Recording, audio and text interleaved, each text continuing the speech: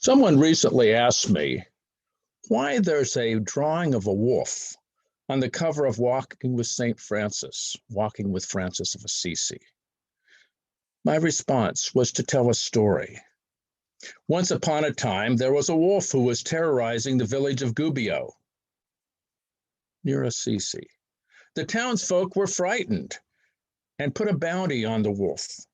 In their minds, that was either the wolf or them, and there was no compromise. When the wandering St. Francis came walking through the village, he was told of their concerns, and against their urging, he headed out to see the wolf. When the wolf saw Francis, he ran toward him, growling and teeth. Francis stopped and made the sign of the cross and commanded the wolf to stop. To observers' surprise, the wolf complied. Francis bent over to greet the wolf and commanded him never to harm the townsfolk again, and then made the townsfolk agree to welcome the wolf and provide food for him. From then on, the wolf came to live in the village, protective and respectful of its residents. And that wolf, once violent, once frightening, became a beloved member of the community. The tale of the Wolf of Gubbio tells us that humankind and nature are meant to live in harmony.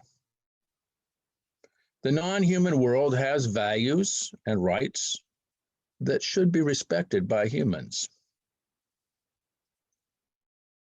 The patron saint of the environmental movement and the inspiration of Pope Francis' encyclical on the environment, Laudato Si.